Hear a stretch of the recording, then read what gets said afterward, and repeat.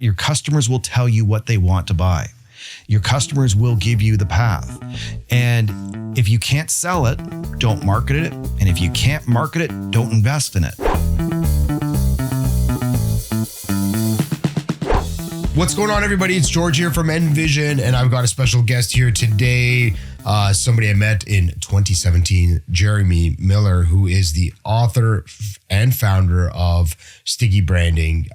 Jeremy's here as an expert on brand, on strategy, and he really knows how to grow complete systems for businesses. I'm really excited to have this conversation with you today. As I told you on the phone when I reached out, I've been meaning to call you for the past year. Yeah.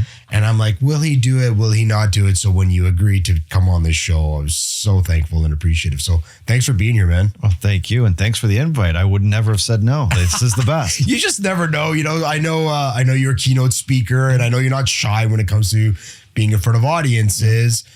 I think it was more me because I have like, I there's this fondness when I know people who are authors. I just think the amount of effort, you know, I've tried to write blogs and I write content, of course, but for somebody to publish a book, and a very successful top selling book, there's a level of intimidation there, man. So when I was like, oh, do I reach out to this guy? Will he come on? And you got the imposter syndrome, bro. It's I know. Like, I'm watching your content, just the production that you have, and seeing you on LinkedIn every day. Like, it's also just awe-inspiring just to see the quality of the interviews, the quality of the content. Like, NVISION and how you've grown over the last decade is equally fun and exciting for me. So thank you so much for having me today. Oh man, it's my pleasure. So speaking of a decade, Sticky Branding just turned 10, if I'm not mistaken, right?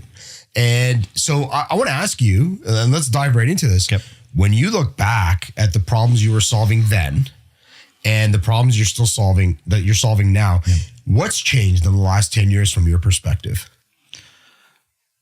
I think the problems are still the same problems. I think what's changed, there's two fundamental things that have changed. The first one is technology. So if we go back a decade ago, we were at the advent of inbound marketing. Mm-hmm. We were at the start of what became a massive wave of digital marketing, digital advertising, and it had a transformative effect on every industry, where marketing took a massive rise and grew from an administrative function. If we go back even 25 years, marketing was an administrative function. Procurement was an old boys network. Both of those have grown exponentially as data-driven, strategic parts of a business. They're very key professions. Sales, on the other hand, is kind of atrophied and in many ways gone down because marketing grew so much. So the way organizations are going to market and their strategies have changed. So that was one issue, and that's been a constant for the last decade of how we've been evolving. But over, let's say, the last 5 or 6 years, I think the biggest change that we are all facing on a daily basis is uncertainty. It feels like we're going through a once in a generation event every other year. And that's actually the thing that is so difficult. We used to be able to set a 10-year vision, a 5-year vision. I don't know about you. I can't see 18 months into the future. I'm part of a CEO Global Network. And when I first joined the network about 6 years ago, you know, part of the exercise is to, you know, I guess part of the old mindset was, okay, let's create a 5-year plan as a business. I'm like, 5 years. Like, at that point in time, I couldn't see 3 years ahead. Right. And like you just mentioned, 18 months is difficult. You know, things are, the volatility in almost everything and the rapid changes in all industries, in digital, it's really hard to sit there and go, this is exactly what we're going to do now. I don't discount setting goals. I think everybody should set objectives and goals, but you should also understand that could shift very quickly. And I think that's where there's this disconnect, is that I think uncertainty now is a constant. That is something you just have to bake into your plan. Yeah. Goal setting is absolutely critical. The problem that I think we have is that is not strategy. That is not planning. So when we're talking of what we have been taught in CEO Global or Tech or Vistage or any of these types of platforms, our understanding of what strategy is and what we have been taught actually doesn't work so well in this space anymore. And that's one of the big challenges I think we're dealing with is we can have the aspirations and the structure that fits sticky branding when I wrote it in 2015 or wrote it in 2014, came out in 2015. I think it's timeless. It still fits. The challenge is the way we execute is what's changing right underneath our feet. Yeah, I completely agree with you. So your book became a Globe and Mail bestseller. Yep. And it even outpaced What I Know for Sure. By Oprah. Yep. Mm-hmm. Gotta get the Oprah part. Yeah, I gotta get the Oprah part. Well, she's on her whole tour right now, right? So what that moment for you, like, what did that validate about your thinking on growth? Well, I'll take it even more humble side of it. I wrote that book after the sale of my family's business. And I took the commission of that sale and I wanted to write the book I wish I had in that moment in time. So I joined my family's business in January of 2004. And I came into the business as the director of sales and marketing. I thought I was this hotshot guy. I was going to show my parents a thing or two and I was going to grow this business to the next level. And it didn't work. I had my ass handed to me. And I remember sitting down with my parents at the end of that first year and saying, if this is what it's like to be in a family business, I can't do it. And this is when I got probably the best advice of my career. My dad said to me, it isn't about the business we've built. It's about the business we're building. What are we going to build next? And that gave me permission to look at our industry, look at our customers, look at our business. And what I realized at the time was we didn't have a sales problem like we originally thought. We actually had a branding or a relevance problem. Our business didn't make sense anymore. We had lost the mark. And so I tried to read everything I could in that moment. I tried to learn. And so when my parents and I sold the family business in the end of 2013, so December 31st, 2013 is when we sold it, I looked out in the next year and I said, what's the book I wish I had in that moment? And so I took all the commission of that sale. I did that. And all I remember thinking at the end of that, when that book came out, was, I don't know if this is going to work. And because I'd bet it all. So I didn't know if I was going to be getting a job on a month or two later after the book was there.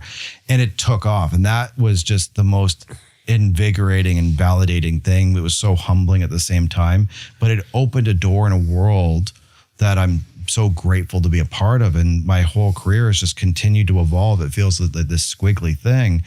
But in that moment, I was just fear. Well, I'm grateful you wrote. I got a copy of your book and I read it many times. Thank you. And I think it's an excellent book. Thank you. And I think everybody in our space should read this book because it has some amazing, not only how you overcame the dilemmas that your family was facing with the business, right, but then how applicable some of this stuff, like you said, it's very timely. I think a lot of the stuff still holds very, very true. Right. And I'm grateful that you wrote it, and I keep it by my side quite a bit because every so often I'm like, what would Jeremy do? What did he do? And that's and I'll open it up and refresh my memory on it. But so in the book, let's get into it. You introduced the idea of the ideal client filter. And, so many mid-market companies still resist this narrowing of their focus, right, even when growth stalls. So why do you see that in the market? Like, why do you think that companies they just cannot resist like the narrowing of their focus? You can't scale without it. Yeah. So I think that it's a multifactorial issue on why you don't do it. It's fear, it's opportunism, but I think the biggest one is fear. And oftentimes what it means is saying no to certain things. It's easy to dabble in a lot of different places, but you can't scale that. So if you look at how a business grows, you can see a manufacturer or an engineering firm or even a software firm being a roughly 10 million in revenue and a job shop having all these special projects and being very custom and solving problems. And it feels great. We're that specialist that can solve problems. The problem is you can't take that to 30 million or 100 million because can't scale that special factor of being bespoke. Exactly. Yeah. And so the key question that I ask today is who and where are the customers that will drive your next stage of growth? And what we want to constantly look for and find is those stages of growth. Where can you find a marginally served part of your marketplace where you're not competing toe to toe with the big guys, where you can actually own a niche and then serve it brilliantly. And then you can build the value proposition, the infrastructure, the capabilities that will be of value to those people in need. And by doing that, you're creating the opportunity to invest in your business through capabilities and capacity. Generalists can't scale because they're trying to be all things to all people. And so if you are really committed to a growth strategy, you have to choose. Yeah, but it is so hard. Of course. It is a difficult decision to make, to forego potential opportunity. And perhaps that's why it's so integral to have a strategist, like somebody like you in your organization, to come in and peel away everything and really start looking at where the opportunities exist and the sorts of things you have to let go of. Right. Because I'm sure you know, because you've worked with many business owners, and I see it all the time too.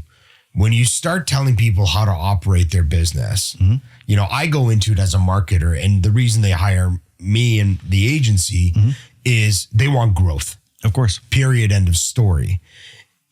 And when you start having the conversations about, certain services or products or whatever that aren't doing all that hot, and maybe we should, maybe take our foot off the gas a little bit on that particular thing, put our energy where things are working, looking at revenue, looking at profit margins on certain things. Like, there's so many things to look at. I just find that business owners have this tendency to not want to make the change. And, I've fallen into this as well, to be quite honest. Like, we went through a huge transformation. It is hard to niche down. I've been fed niche for the past 5 years. Right. And I'm like, how? Talk about the why for a second. And I think you were nailing it, but I think it's really important to acknowledge, because you can't get to the how until you address the elephant in the room, or that moment in time that's preventing the entrepreneur from making these decisions. And fortunately, since the pandemic, we've had it in front of our face, so it's much more evident to us now. But the problem is those decisions are emotionally tied, especially to points of pride. Sure, so you have your darlings and your babies, whether that's an employee, a system, a building, a product, an investment that you've invested in. You've put time and blood, sweat, and tears. Yeah. You had success with it at some time, and it's not serving you anymore. But you still have a hope for it. You still have, or it's especially tricky with employees. It's probably the worst there, because you could have personal, emotional relationships there. Sure. That, am I hurting them to be able to say, this isn't for you anymore. We need to part ways. We need to put you into a different position. You no longer can do the job that I signed you to do. We actually need you to take a demotion. Right. That's so freaking hard. Oh, for sure. So you have to deal with the psychology of this, because where I think, and I see this in advisors all the time, you can't affect true change by simply dealing with the intellectual side of things. That simply telling someone how to grow, how to niche, how to do this negates everything they're feeling. And until they can emotionally come to those decisions, like, sure, someone might be able to get through that really quickly, but the average person, especially if you've been doing this for 20 years, it's layered with so much baggage that unless you can unpack that, you're not going to be able to see the forest for the trees to actually talk and do strategy. Yeah, absolutely. And I think this again goes back to, you've brought somebody in because ultimately you've seen a gap in your business. You're looking for change. And so the reliance or dependency on that individual to give you the right advice, if you've made the right decision, you've brought in the right people, there's a high likelihood that that person is going to guide you without bias. Sure. You know, you've told them what you want. They're going to peel away everything. They're going to ask a lot of questions, which I'm sure you do, and exercise, which we talked about, like some of the things you do to try to get them to that right sweet spot, right? And I think a big thing with you, with your business is, you know, 3Xing or 5Xing or 10Xing them, right? Yeah. So, you know, when you're trying to emphasize clarity, I know it's one of the things, sticky branding, actually, you mentioned emphasizing clarity over cleverness. Yes. And so we as leaders, and I'll put myself in this bucket, there's this tendency to overcomplicate stuff. Of course. And instead of making simple decisions, when you come into any organization as the, you know, chief strategist, how do you work with leaders to kind of help them simplify things? That's a great question. So the first principle of sticky branding in the book is simple clarity, which is the ability to describe your brand and what makes it unique in 10 words or less. And you could take that idea of simple clarity even further, that you need to be able to describe your strategy on a page. But in order to distill something, you have to master it. Nobody's born with a crystal ball. You have to polish that crystal ball. You have to do work to get to clarity. And so when you're dealing with complexity, that's okay, but you have to work through it to get to that clarity. There's a really wonderful book called The Crux by Richard Rumelt. You might know his first book, Good Strategy, Bad Strategy. So The Crux, he has this beautiful idea of the tangle. So you have this problem in front of you, and it's all these overlapping things. In my mind, and this isn't his, this is what I kind of picture of, is imagine you have a ball of spaghetti and you want to straighten this thing out to get clarity. Well, you're pulling out one noodle at a time and pulling out, because you just pull on it, it gets tighter or rips apart, and you don't get anywhere. So when you're dealing with the tangle, then how do you unsort it? And part of that is coming to ideas that your vision and your dreams of what you think is ideal may be too complex. So you're also filtering those choices down. So I think the journey of achieving clarity is a process. And the way I would guide a business owner, in the very first place I start with everything, is with sales. My key philosophy is this: if your customers will tell you what they want to buy, your customers will give you the path. And if you can't sell it, don't market it. And if you can't market it, don't invest in it. So if we want to validate something and get to clarity, the best thing you can possibly do is to go and talk to your customers and provide them a solution. Do you understand their burning need? Do you understand their challenges? And can you provide them a solution for it? If they don't buy, that is probably the best truth you can ever get. If you're spitting BS and all they're here, if you're talking in paragraphs versus sentences and it doesn't close, you're learning. And that's what we really want to guide on, is let's learn through doing. Let's learn first and foremost through selling, so that we can then build the systems, the capabilities, and the capacity to serve those customers. You mentioned as well the focus, accelerating growth.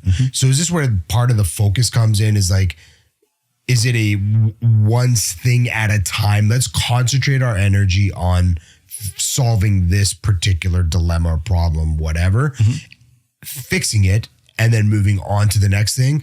Because there is this tendency as a business owner, entrepreneur, you know, leaders of departments, whatever, where there's a million things going on at any given time. So where do leaders confuse focus with limitation? Or, you know, is that part of it too? Is just this keen eye to detail and focus? So in order to focus, you need validation. Okay. And this is that sales component of it as well. That everything that's sitting in a boardroom is a hypothesis. So let me give you like a very random example. Let's say you want to lose weight, and you're sitting there going, my gosh, I have a 25% body mass, I feel gross, and I want to be 10%. You can read everything about that. You can set all your goals you want. And what you need is the infrastructure of a 10% body fat. So Are you doing the kind of fitness that is required, eating the right way, sleeping, all those things? None of it's actually that difficult. But that person who is operating at 10% body mass versus 25 body mass has completely different rituals, habits, and infrastructure. And they're two different bodies and two different beings. And the same thing can be said in businesses, is that the first constraint I look at is what does that next level look like? So we talk about 3X growth strategy at Sticky Branding. So let's say you're a $10 million business. What does the next level look like? So $30 million. So what is the infrastructure of the next level to get to the next level? And part of that question is to look at the market, which is who and where are the customers that will drive my next stage of growth. So that's your focusing lens, is identifying and finding the white space, and then figuring out through selling and experimentation and delivery, can we serve that market really well? And if we can, double down on it. Then you're starting to look at what is their needs. So do we need to change our product service mix? Do we need different features, functionalities? Do they need different hours? What is it that they're looking for that we can help them better serve? And as we do that, we bolster our capabilities. And as the market validates that, then you start to say, how do we handle more customers? So we build our capacity up.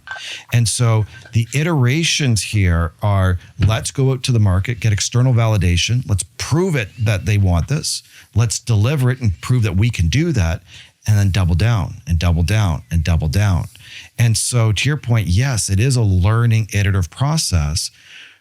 But like the diet example, it's actually not as difficult or complicated. It is complex, but it's about building those rituals, those habits, those capabilities to go where you think you should go. And where do, so you work with a lot of mid-market, Yep. and which usually means there could potentially be multiple decision makers. Of course. And you need alignment across those decision makers so that you're all focusing and going in the same direction. Where do you see alignment breaking down? Because what you're saying with the analogy of the diet or the body fat percentage, a one-to-one, yes, an individual making a decision for themselves is a lot easier than when you as a strategist or me as a marketer go into an organization and I have to convince and align all the stakeholders. Right.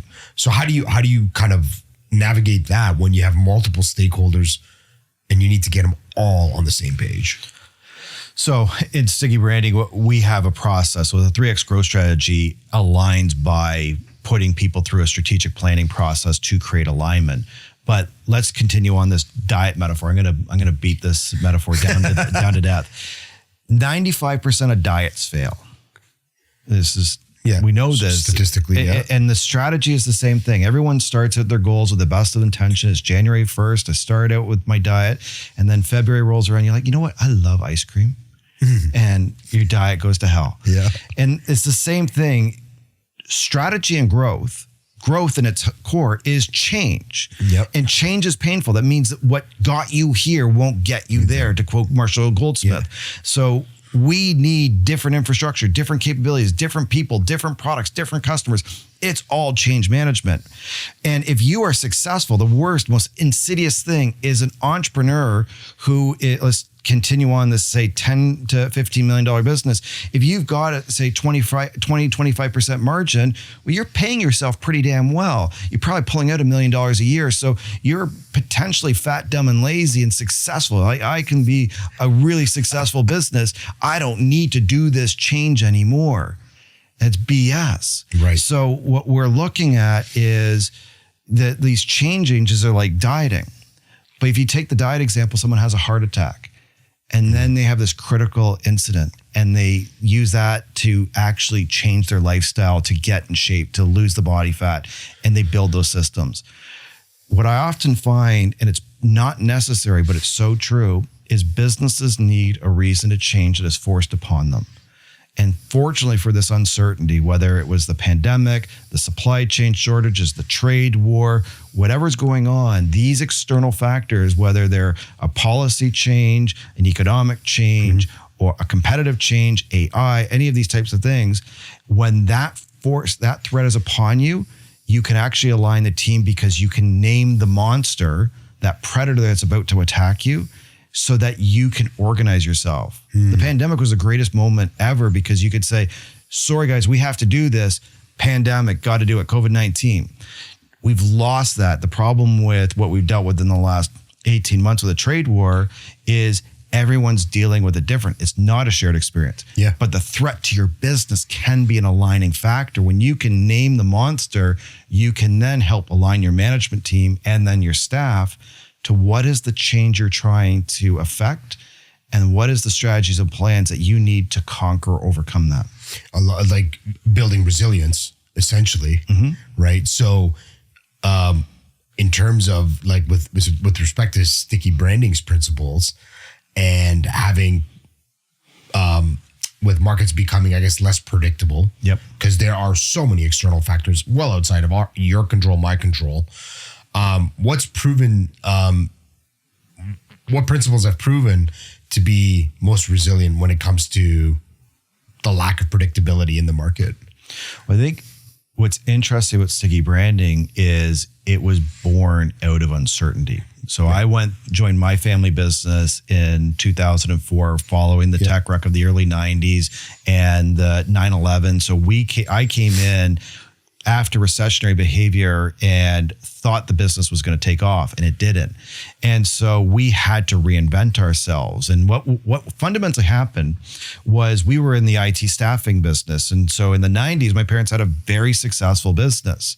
But after the dot-com bubble burst and 9/11 happened, the staffing market, especially in Toronto, Canada, where we were, it went from a high quality, low volume business to a high volume wholesaling business, lower margin.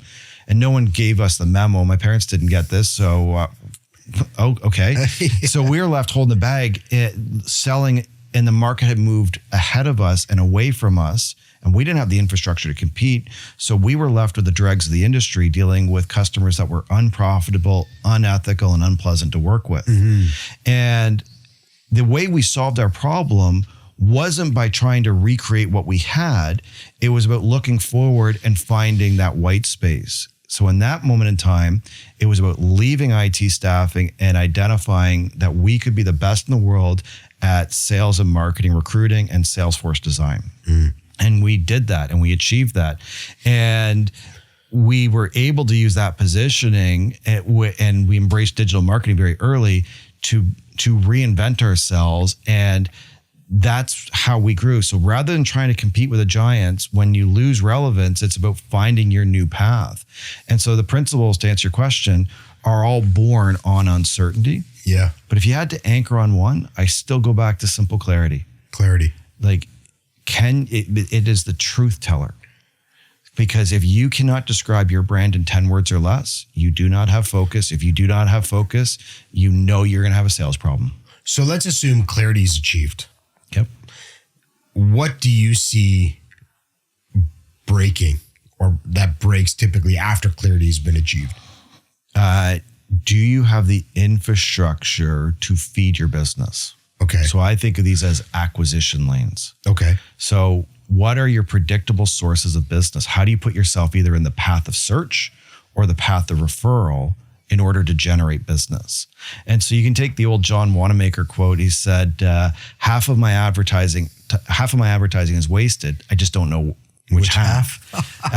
And so acquisition lanes are about focusing in on, if you look at the critical incident in your sales process, whether that is a demonstration, pricing, quoting, what is that thing the customer needs, and work backwards from that, then how do you get it? So I like to look at if it's path of search, where are people discovering you?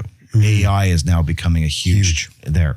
Path referral, I like to ask who and where or who knows what a customer need first. And so if I can focus my energy into these two areas and be really deliberate, so I'm not dealing with the Wanamaker quote and I'm actually getting certainty on this, and I can be able to dial up or down the demand, then I can build a predictable business, which allows me to get to the next step, which is what's the infrastructure we need in terms of capabilities and capacity to serve that market. Because once you solve marketing, the way you scale isn't through marketing, but it's actually through building up your business to serve a market need. Yeah, for sure. And so I've walked into a lot of organizations and I've presented, strategy in terms of from the marketing angle and what sorts of things we're going to be doing. I'm sure you've walked into many organizations where you've developed a very comprehensive strategy as well. Do you ever see that just becoming another document that's just sitting there on the boardroom table and not actually being implemented? Because one of the most frustrating things for me is when we develop these comprehensive strategies, we've been brought in to build out a plan based on attaining a certain market share and whatever. And then it's like, well, this thing's not working. And it's like, well, no, there's a whole plan you have to implement. It's not just a fancy document, right? Do you ever get into those scenarios? And how do you like overcome them do you have to reintroduce the methodology or the strategy or walk them through it again? It's a great question, and philosophically, we approach it differently. Okay. So our philosophy to strategy is what we call co-strategy or employee co-creation. And what we want to do is empower the team to actually be able to own the strategy versus having it prescribed to them. And when you think about strategy, it's this big term that doesn't mean a lot to people, but it's a skill set. Learning how to set objectives, how to define targets and goals, to be able to set your action plans. Just the whole principles of strategy execution is a learned skill. And there are great programs out there like EOS and Traction is one of the granddaddies of it. Now, if you look at that, EOS is based on lean principles. You can go back to Edward Demings and Hoshin Conry from 1930, and their roots are all really from the Toyota way. So we've been working on this concept now for 100 years. So part of what I want a company and a client to experience is not only is to master the tools so that they actually have control over their strategy and their strategy execution. And so what I think is key is in defining your plans is how you work on it and how you measure it, and then how do you empower the team to understand it. Because the problem with the document, especially when it's done externally, is it's not yours. And it's easy to blame someone when it doesn't work. And it's even easier to blame them when you're dealing with change, because now I don't want to fire Susie and I've worked with her for 25 years. It's the strategy's fault. Yeah. And so the way you flip it, in my opinion, is how do we unlock the creative genius of teams? How do we focus the team to own the outcome, own the problem? So it's not simply the business owner and we're embracing downwards. Now, this still requires pushing down, but it's process. And what you're saying essentially is a principle where, if somebody feels like they are the ones who are contributing to the plan, if you will, of the strategy or the plan, then there's a sense of accountability. Of course. Right. Where they're going to, well, it wasn't Jeremy that created this. It was us that gave him the answers, and he's obviously put it into a document, and here it is. And here's the things we now need to do that we said we needed to do in order to achieve our goals and what our needs are. Right. And if you can have the individuals actually write it down and report on it, it's reinforcing it even more. I'll give you a side story very briefly. One of the things I discovered early on in my consulting career is I would do a workshop. I would give a strategy. I would teach someone an idea, and we come up with something that I thought was absolutely brilliant. They thought it was brilliant. And I'd come back a year later and I'd ask them, how is it going? Like, what did you achieve? Yeah, we didn't do it. And you're like, what do you mean? And this is what I'm getting at. And they didn't do, and you're like, oh. And what I discovered, and I'd say I learned this about 2017, it was a watershed moment for our business, is we realized that an organization needs at that moment, I called it constant external pressure to achieve your objectives. And so we restructured our strategy model to a weekly huddle that we facilitate with our clients. So the same time every week we work with the leadership team, and it's that constant pressure to hold account.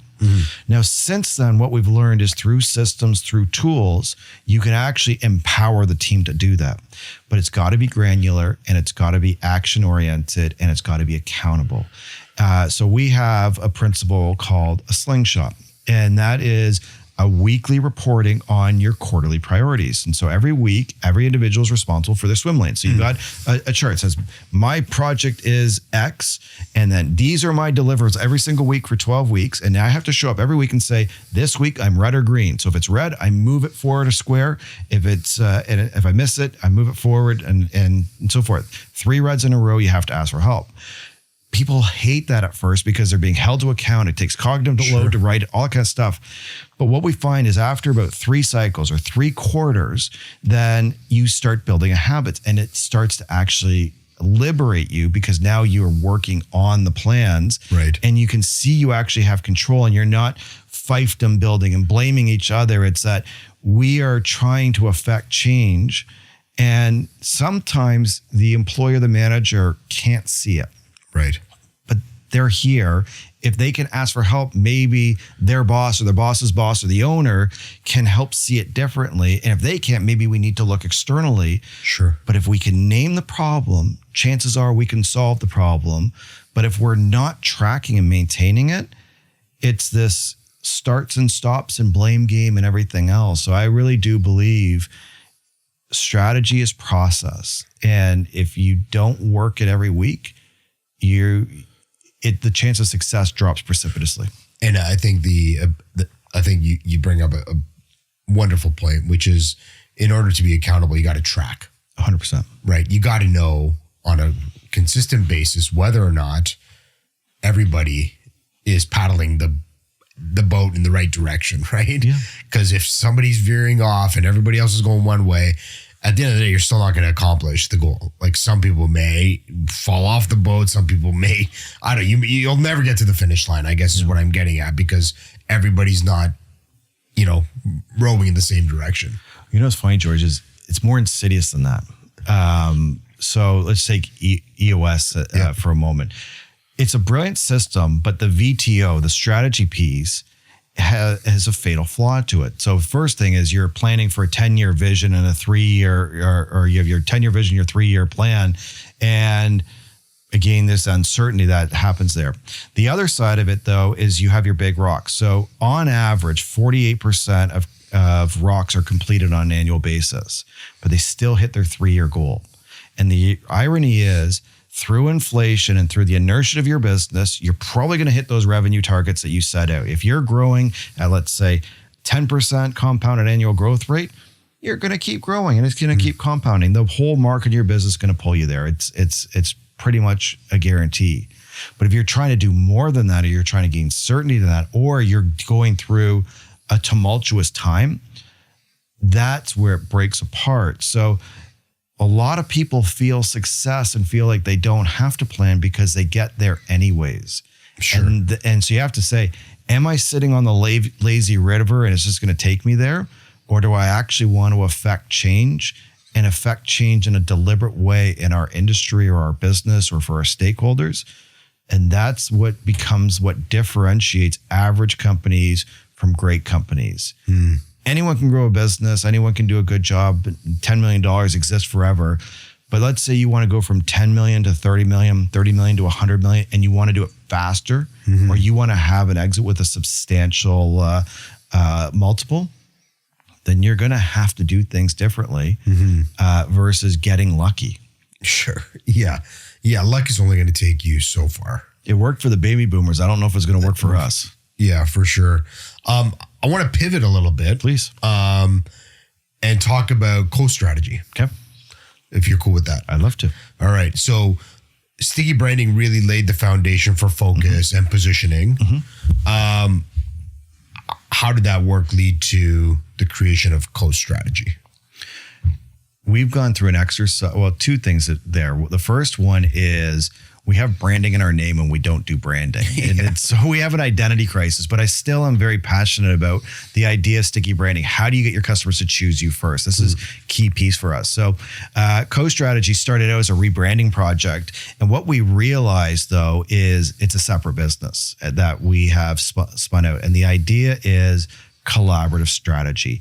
How do you unlock the genius of your team to grow your business, to overcome a crisis or an event where you get stalled or stuck or fall backwards, And then how do you triple your business in size every 4 to 8 years?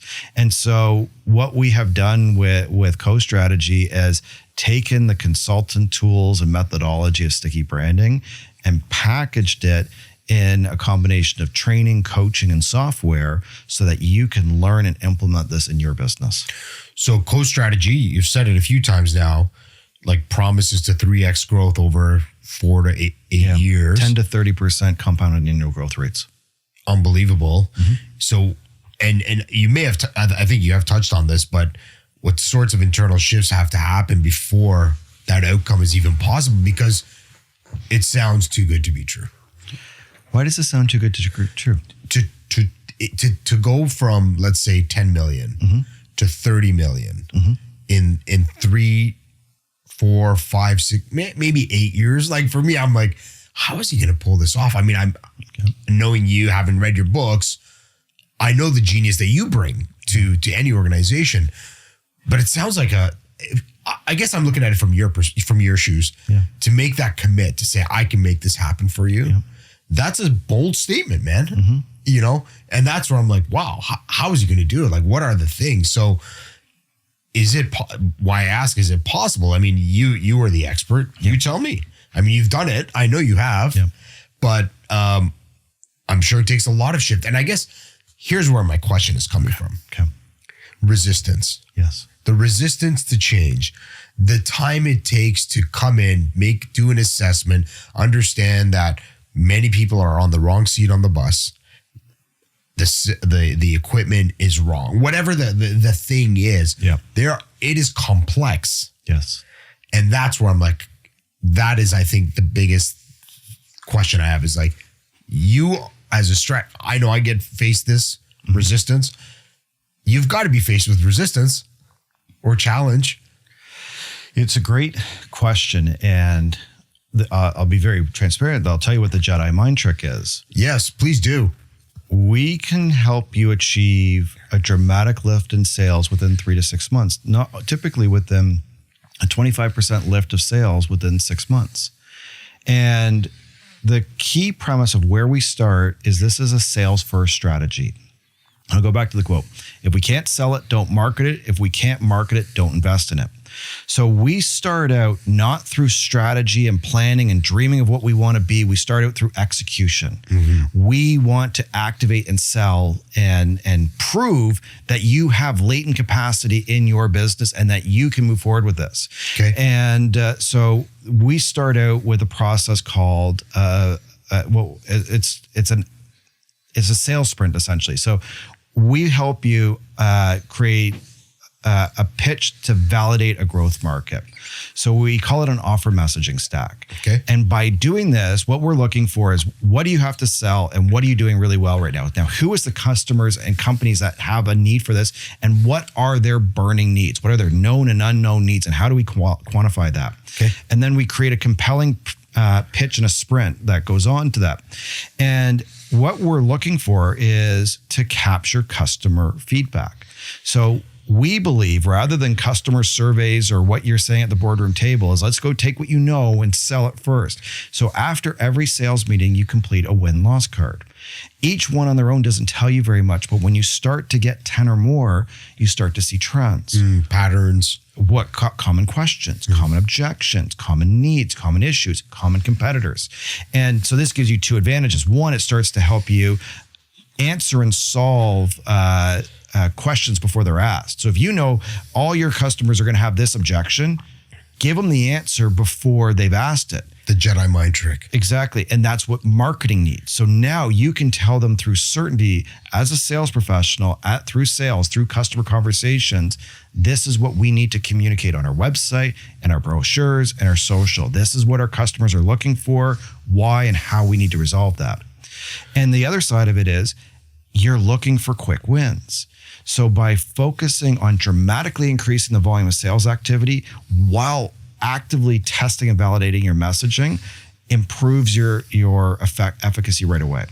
Then we take the learning of that to start saying, how do we improve our marketing? So how do we drive our marketing so that we can create predictable lead flow?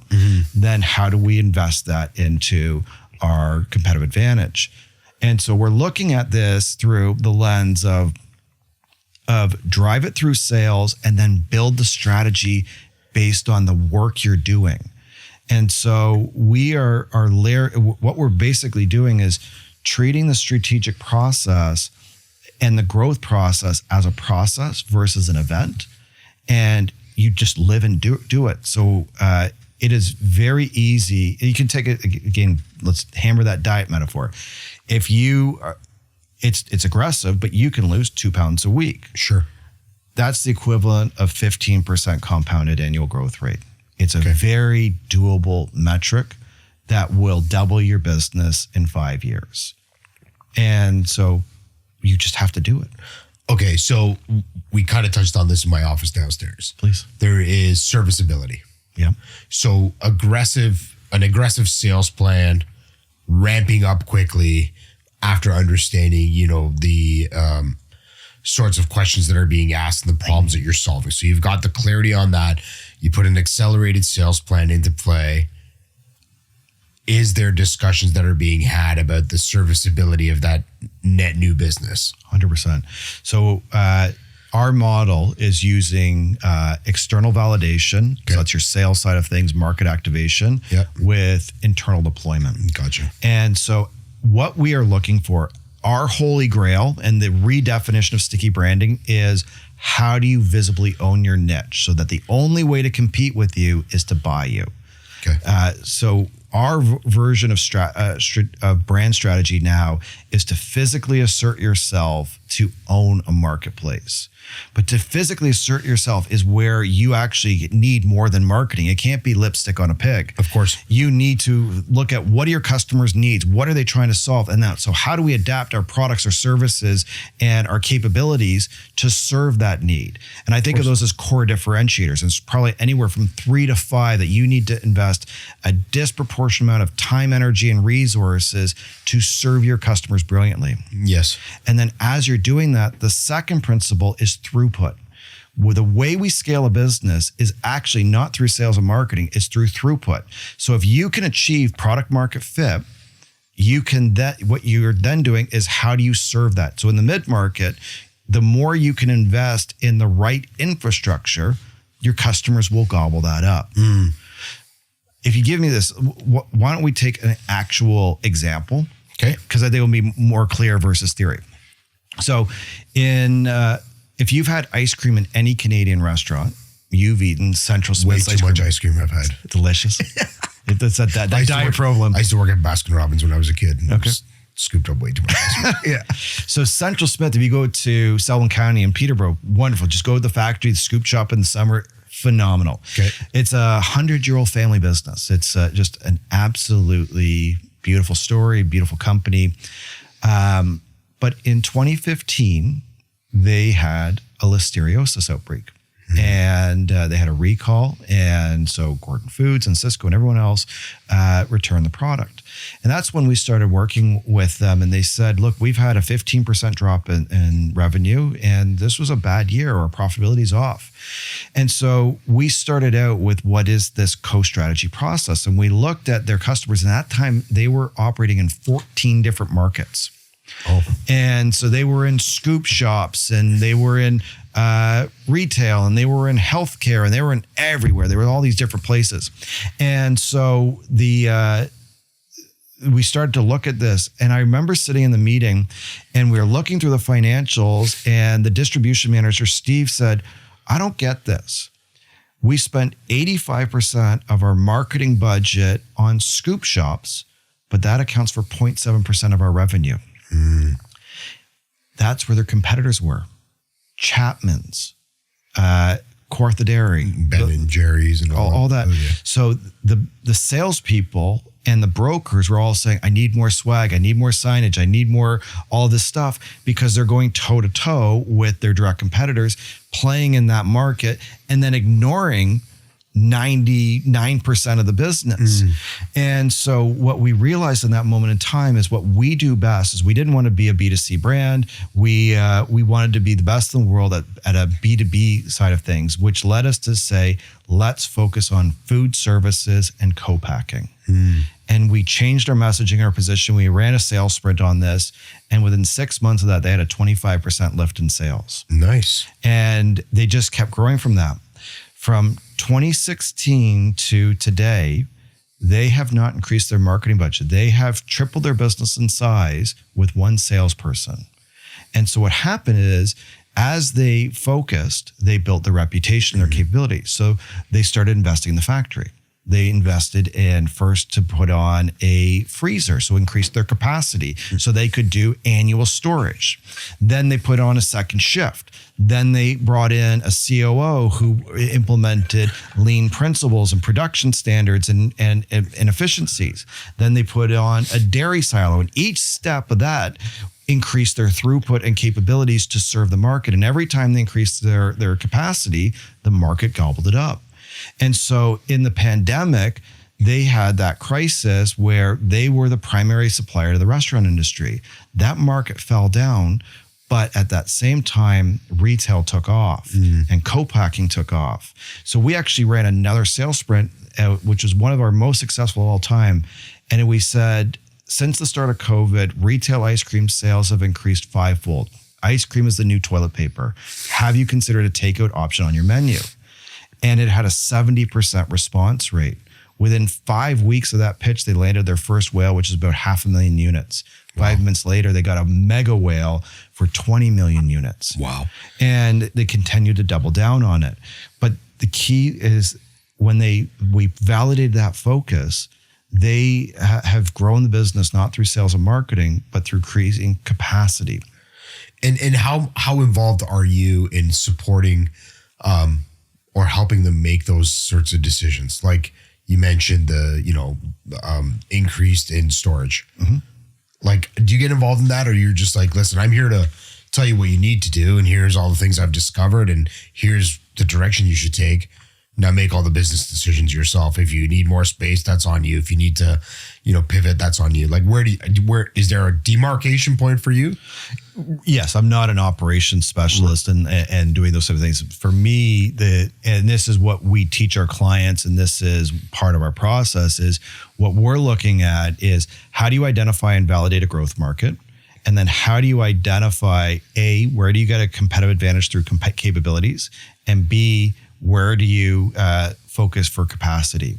So what we're guiding you towards is helping you answer those questions for yourself, right?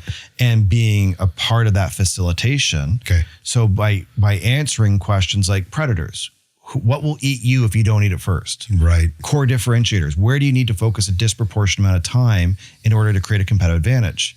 Capacity drivers, where do you have to bolster and build your capabilities for the next level to get to the next level? By showing you the frameworks and tools, you can actually do this yourself. And that's why we can work with a broad set of customers. And also, I'm not telling them what to do. I'm not managing their business. I'm working alongside them, teaching them tools, process, strategy to create the business that they dream of. That's amazing. Who should not join Co-Strategy? People that don't execute. So the worst people are the ones that are chasing always the shiny bauble and the idea versus doing the work. That the reality is, it's like using this health metaphor. You can read everything you want to read about dieting and nutrition and fitness, but unless you go to the gym, unless you do the work every single week, you will not be successful. This is a program for executors. This is a program and process for people that are committed to the change and the growth, and they have a desire to do that. So I'd say that's the first one. And as you asked the question, as I'm coming to the second one, which is you have to believe in your people. If you think your employees are stupid, or if you don't love your people and you don't want to invest in them, you're probably not going to grow first. But the second part of it, this is co-strategy. This is about unlocking the capabilities of your team. So if you're looking for a Deloitte level proposal to tell you what to do so that you can be a dictator to tell people what to do, that's not our ethos. Our ethos is, in order to go to the next level, you need to level your team up. And you don't need a consultant telling you what to do. Your people are really smart and capable. Yeah. How do we empower them? They've just never done it before. Right. That's awesome, man. I love that ethos so much, because again, I think when you were saying earlier about the buy-in part, where the people are taking part in the development of how to grow this thing. And now that accountability can get, not negatively put back on them, but it's like, take ownership. Like, you wanted this thing. I didn't tell you. Yeah. You wanted it, right? I love that so much when you empower the human beings within an organization to take charge based on something that they've felt like they've developed. Yeah. And I've always found this over the years. And it's like, you hire a consultant and the employees are like, what do we chop liver? And now it's the new consultant is AI. So now we go to ChatGPT and this hasn't been our clients, but I've seen examples where the business owner will be on ChatGPT. ChatGPT will recommend that you terminate someone, and they do it. And you're like, whoa, that was insane. Yeah, you've based a decision on a machine that doesn't know anything about you and your organization. But the hallucinations and the way ChatGPT is set up is designed to make you feel good and feel right. Right. So it validates you. And this is, while ChatGPT, like we tell our clients constantly, it's not cheating to use AI. So use the tools. They are there. They empower you. They have such a powerful capability in all of this type of work. Yeah. But it's not the decision maker and it's not the strategist. That's actually internal. And the reality is, what you dream up at a boardroom table is largely meaningless until you do the work and get customer feedback. For sure. You mentioned it earlier. Sticky branding has a branding name issue. Sure. Because you don't do branding. Yeah. And what do people still misunderstand about the work that you do? I think the big one is just in this conversation today. So they come in the door and they expect, what is branding? And this is where I'll age myself a little bit. My definition of branding and what sticky branding is not changed.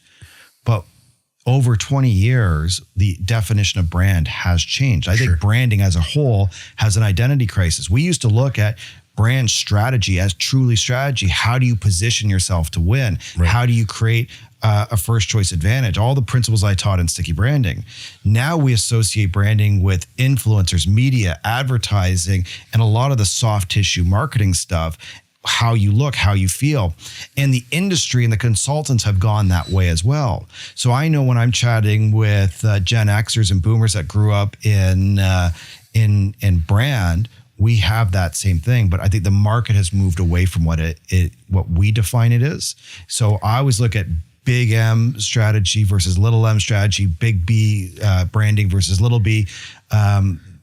That's from a previous generation. So we're in this moment of, we're still doing the same work we've always done. How do you get your customers to choose you first? How do you build the business that you dreamed that you were trying to build?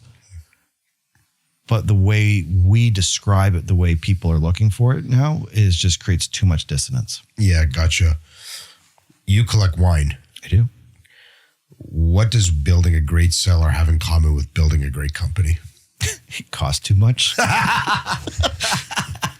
That just came out too fast. With confidence. Yeah. No, I was just like, it's expensive. The part of it's patience too. Is you think of it like when you're buying wine, like it's so much is you're not buying it to drink now. You're buying it for later. Sure. And it's amazing just to see these things evolve and develop. And then the other side of it is a stupid amount of money. I love patience as part of anything. I try to really reinforce the importance of I say there's two key variables when it comes to doing the types of marketing that we do. One is patience. Yep. Stuff doesn't happen overnight. In any business, you have to, build systems. You have to understand what's going on. You need the right people and the right seats, all that kind of stuff. And the other one is risk tolerance. You have to have that thick skin to understand that you're going to be making an investment in something that might not yield results for, a period of time, Right. So, but yeah, I guess, with wine and you mentioned patience. So I was like, yeah, patience for sure is when you're building a great company and you want to scale and grow, you just have to have patience. You just struck something when you're talking about just the patience to see a marketing strategy through. I'm really curious from your perspective. I look at 2025 as one of the most transformational moments in marketing since 2000 with the advent of Google and what we're dealing with AI. Sure. If you look at SEO, for instance, I think the number sits around 60% of Google searches now end in 0-click, where you're getting the AI answers that are solving that for you. Yep.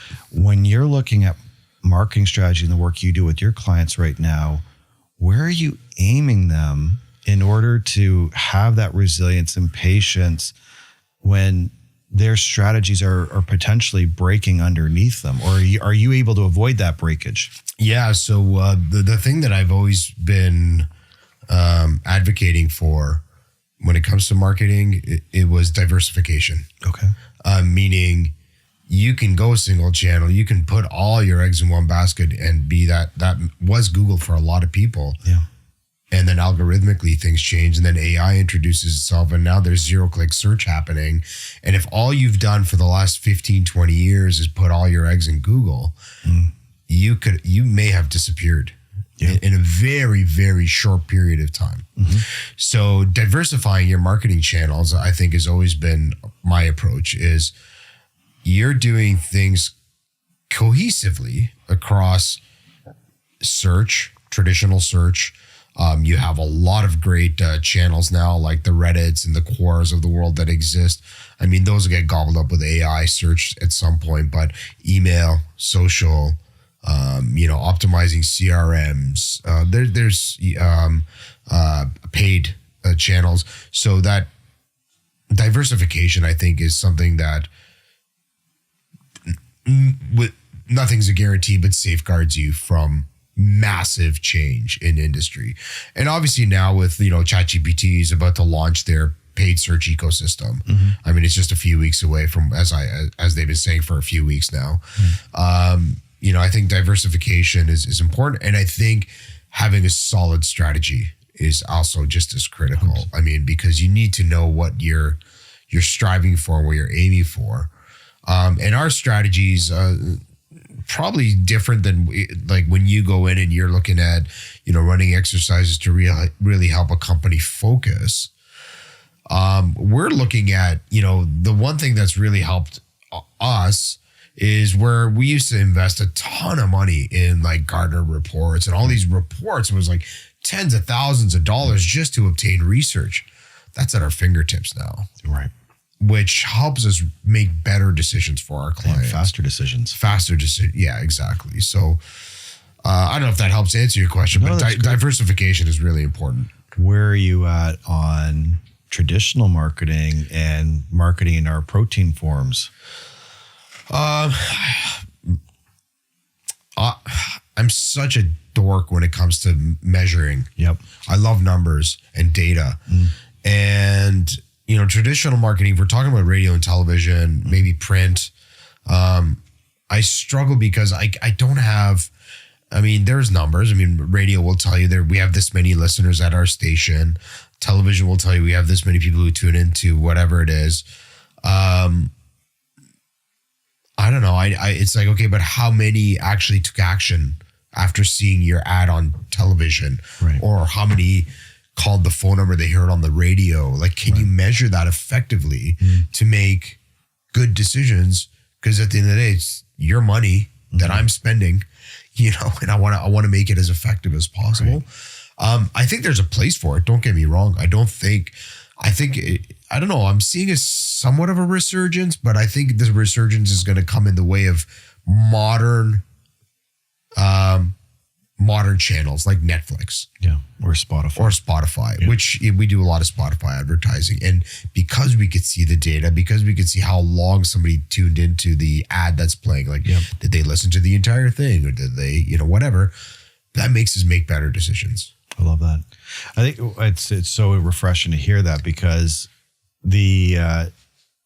what worked, like you just take the SEO example, like the numbers are falling off so precipitously that we are charting new waters. Even like ChatGPT having an ad platform, LinkedIn now is doing ads on LinkedIn profiles. Like, it's so exciting. It's changing so fast. And as a business owner, the problem with marketing is it's like IT now. It's almost sitting like I don't know any company that has an IT manager in-house anymore. Right. And having, like, to what you're offering, I think it's so brilliant, because it's similar to what IT managed services does, is you simply can't have all the expertise in-house to do everything you just talked about.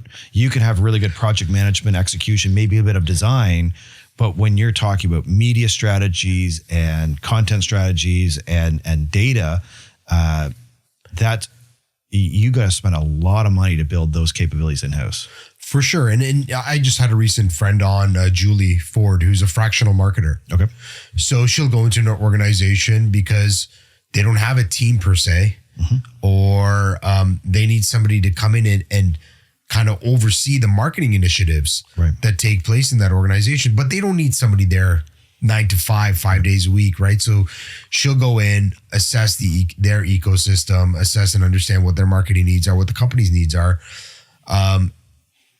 build out a plan, and then either come to an agency like ours, or, they might have 1 or 2 people in-house. It is, man, this industry is so complex. Yeah. There's so many moving pieces. And I don't know of any organization that can truly do it all in-house themselves. No different than strategy. No. It's so you just need another set of eyes and ears, because you just become so set in your ways, and you need that external set of that external influence to come in and say, makes no difference to me. What is your goal? Oh, this is what you're trying to achieve. Okay. I'm going to start working away at the things that I do to accomplish what you want, and identify whether or not it's attainable. Yeah. Because that's the hard truth sometimes with clients is, you want what? How many X growth? Okay. The market doesn't exist. So we got to create a market, and you got to spend $1 million a month. Yeah. Do you have $1 million a month? No, are you crazy? We're a $5 million company. We're going to get $1 million. Well, then let's be realistic. Yeah. Final thought for the listeners tuning in.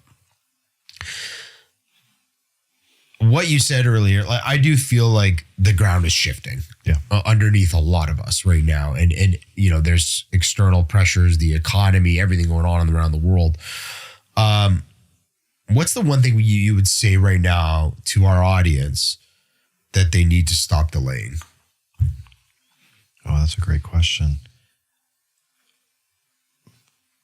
I think that the stop delaying it's actually going back to your question of uncertainty, is to stop thinking things are going to get better. Things are going to reset. They're going to become normal. They're going to do something. I think the faster you can embrace this is normal, and then as that changes, that is normal. As soon as you can internalize that this is an opportunity, it is the better, because right now, I think this is probably one of the most poignant and powerful moments for any mid-sized company or even entrepreneurial company to make an impact. That you are seeing structural old industries and businesses transform right under our feet. You look at what this trade war and what has been started going back to the start of 2025 is a seismic shift, where we're seeing essentially the end of free trade, the end and the shifting of globalization. And we're seeing reshoring and onshoring of manufacturing and other industries. We're seeing local marketing where companies are getting the best success by focusing. If you're in Canada, sell to Canada. If you're in the US, sell to the US. If you're in Britain, sell to the UK. So you're in a moment in time where the old order is breaking apart. And in moments of immense change are opportunities. Winston Churchill said, never waste a good crisis. I don't think we're in a crisis right now, but I do think the opportunities for the companies that act fast and adapt faster have never been better. And to summarize, that in a nutshell is focus. Would that be a fair statement? Yeah. Like focus on where you want to go and execute fast. So I take it, I would say focus and force. Okay. Focus and then put weight behind it. Got it. So that's that external validation. Where are you focusing? Who and where are the customers that will drive your next stage of growth? And as they prove that, what's the infrastructure, the next level to get to the next level? And if you focus and force and you treat that as a piston, you're guaranteed to be successful. Amazing. Well, that said, I just want to say thank you. Thank you for being here. This was super awesome conversation. Tell our audience, how can they find you? Where do they find you? I'm going to encourage that they look for you. So please. So if you're interested in everything we're doing, the new service is called Co-Strategy. Visit us at costrategy.com. And then all of our materials and everything else is at Sticky Branding. Check out any of the social channels for Sticky Branding and you'll find me. And if you have any questions or you want to chat, by all means, reach out on any channel, anytime. Thank you. Hit Jeremy up. The guy's brilliant. Check out his book. I guarantee you will find nuggets in this book that will transform the way you think. He's got some great advice and principles in this book. I tap into it all the time. I actually made a bunch of sticky notes here that I was going to hit him up on, but he actually brought them up himself. So thank you for being here. This was a super great conversation. I really appreciate it. Check out Jeremy's work. He's brilliant. Thank you for tuning in. See ya. Thanks for watching this video. If you got something out of it, please like, subscribe, or share it with your friends.